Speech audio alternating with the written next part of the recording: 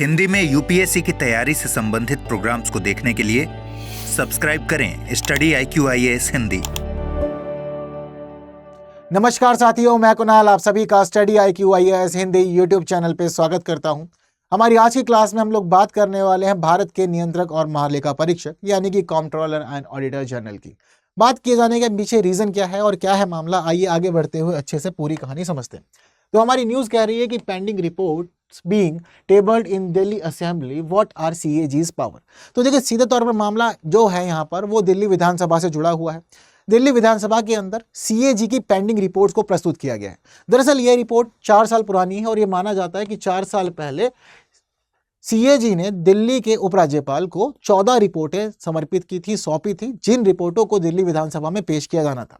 लेकिन आम आदमी पार्टी सरकार ने अपनी कमियों को छुपाने के लिए इन रिपोर्टों को विधानसभा में पेश नहीं किया।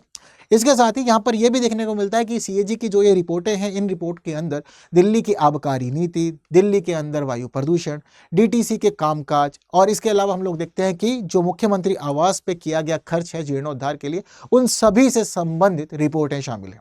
अब ऐसी स्थिति में आम आदमी पार्टी ने इन रिपोर्टों को पेश तो नहीं किया, लेकिन दिल्ली में बीते दिनों हुए चुनावों में हम ये देखते हैं कि भारतीय जनता पार्टी का यह मुद्दा रखा था कि भाई ठीक है, अगर हम लोग सरकार बनाते हैं तो ऐसी स्थिति में आने वाले समय में हम बिल्कुल इन सभी रिपोर्टों को विधानसभा में पेश करेंगे, जैसा कि हो रहा है। और ये भी बात सामने निकल के आई है कि जो दिल्ली की आबकारी नीति थी उससे संबंधित रिपोर्ट में ये बताया गया है कि दिल्ली सरकार की आबकारी नीति के कारण दिल्ली के अंदर 2000 करोड़ से ज्यादा का नुकसान हुआ है। ठीक है, जो अमाउंट चल रहा है वो 2002 करोड़ रुपए का चल रहा है। तो इतना नुकसान हुआ है जो अपने आप में वास्तव में गंभीर मुद्दा। तो ये सभी चीजें फिलहाल चल रही हैं और इसी वजह से CAG भी बहुत अधिक चर्चाओं में आ रहे हैं। तो फिलहाल कुछ इस प्रकार का मामला है। नई नई सरकार बनी है दिल्ली के अंदर, है ना। तो इस नई नई सरकार के साथ साथ हमें पता चलता है यहाँ पर कि वर्तमान में जो भारत के नियंत्रक और महालेखा परीक्षक है उनका नाम है श्री K संजय मूर्ति। ठीक है, हालांकि इन्होंने जो कार्यकाल संभाला है वो 21 नवंबर 2024 से ही संभाला, पर नाम आपको पता होना चाहिए, किसी ना किसी परीक्षा में पूछा जा सकता है। इनका नाम पता होने के साथ साथ आपको पता होनी चाहिए इनसे संबंधित कुछ प्रमुख संवैधानिक बातें भी। जैसे कि भारत के संविधान के भाग 5 में हमें नियंत्रक और महालेखा परीक्षक से जुड़ी हुई बातें देखने को मिल जाती है। संविधान के अनुच्छेद 148 से 151 तक हमें नियंत्रक और महालेखा परीक्षक से जुड़े हुए प्रावधान देखने को मिलते हैं और इसके तहत हमें यह पता चलता है कि संविधान का अनुच्छेद 148 नियंत्रक और महालेखा परीक्षक की नियुक्ति, शपथ और सेवा की शर्तों से संबंधित है। अनुच्छेद 149 कर्तव्य और शक्तियों से संबंधित है। अनुच्छेद 150 संघ और राज्यों को खातों का विवरण राष्ट्रपति के अनुसार रखना होगा, जो CAG की सलाह पर होगा। ये बातें भी हमें अनुच्छेद 150 में देखने को मिल जाती है। इसके अलावा अनुच्छेद 151 कहता है कि संघ के खातों से संबंधित CAG की रिपोर्ट राष्ट्रपति को सौंपी जाएगी और उसके बाद ये रिपोर्ट संसद के प्रत्येक सदन में प्रस्तुत की जाएगी। तो ये सारी बातें हमें देखने को मिलती है अलग अलग अनुच्छेद में, लेकिन ये चारों ही अनुच्छेद जो है ये मुख्य रूप से CAG से या CAG से संबंधित है। इसके अलावा हमें यहाँ पर यह देखने को मिलता है कि कोई भी व्यक्ति जो इस पद को धारण करता है वो या तो 6 वर्ष तक या फिर 65 वर्ष की आयु पूरे होने तक ही इस पद पर कार्य कर सकता है। ठीक है, दोनों में से कोई भी जो कंडीशन पहले पूरी हो जाएगी उसके बाद व्यक्ति को पद छोड़ना होगा। इसके अलावा दूसरी बात ये भी ध्यान रखिएगा कि मान लीजिए कि अगर कभी भी किसी प्रकार से CAG को पद से हटाना हो तो किस प्रक्रिया का पालन करना होगा, तो वही प्रक्रिया पालन की जाती है जिस प्रक्रिया से सुप्रीम कोर्ट के न्यायाधीश को इस पद से हटाया जाता है। इसके अलावा हम बात करें शक्तियों की कि अगर CAG को शक्तियां कहां से मिलती है, तो ये बात ध्यान रखिएगा कि CAG को शक्तियां मिलती है नियंत्रक एवं महालेखा परीक्षक, कर्तव्य, शक्तियां और सेवा की शर्तें अधिनियम 1971 से। इसके अलावा राजकोषीय उत्तरदायित्व और बजट प्रबंधन अधिनियम 2003 भी हमारे CAG को शक्तियां देता है। इसके तहत मुख्य बात जो हमें देखने को मिलती है वो ये देखने को मिलती है कि केंद्र सरकार कभी भी नियमों और कानूनों से जुड़े हुए अनुपालन के सुनिश्चित करने के लिए या उसकी जांच करने के लिए CAG को समीक्षा करने का आदेश दे सकता है। ठीक है, तो ये केंद्र सरकार का मामला जो होता है वो हमें यहाँ पर देखने को मिल जाता है 2003 के अधिनियम में। बाकी जो मुख्य अधिनियम है वो नियंत्रक एवं महालेखा परीक्षक, कर्तव्य, शक्तियां एवं सेवा की शर्तें अधिनियम 1971 ही है। बात सारी क्लियर है सभी को। चलिए, इसके साथ साथ हम लोग को अब यहाँ पर यह भी जानना है कि CAG के ऑडिट कार्य कौन कौन से हैं। तो कौन कौन सी लेखा परीक्षा करते हैं फिलहाल, तो देखिए 3 प्रकार की लेखा परीक्षा की जिम्मेदारी होती है CAG के पास में। पहली होती है अनुपालन लेखा परीक्षा।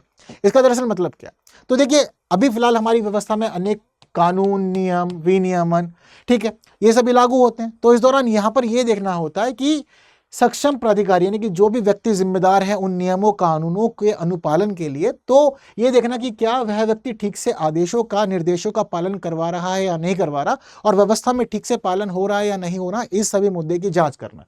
तो इसको कहा जाता है अनुपालन लेखा परीक्षा।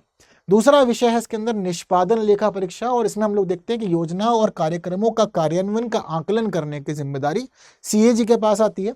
इसके अलावा तीसरा है वित्तीय लेखा परीक्षा। इसमें यह देखा जाता है कि सरकार के खातों और सार्वजनिक क्षेत्र के उपक्रमों के खातों की जांच करना, समीक्षा करना, ये सारा मामला जो होता है वो वित्तीय लेखा परीक्षा में शामिल है। तो 3 प्रकार के होते हैं। अब इन 3 प्रकार की लेखा परीक्षाओं के तहत क्या क्या लेखा परीक्षा करनी पड़ती है सीएजी को, जरा देखते हैं। तो उसमें सबसे पहला होता है भारत की संचित निधि और प्रत्येक राज्य या केंद्र शासित प्रदेश की संचित निधि से संबंधित खातों के सभी प्रकार के खर्चों का परीक्षण करना। ये बात यहां पर ध्यान देने वाली है कि ठीक है, चाहे केंद्रीय स्तर पर हो चाहे राज्य स्तर पर हो, संचित निधि से जो भी खर्चा हो रहा है उन सभी खर्चों की जांच करने की जिम्मेदारी सीएजी के पास होती है।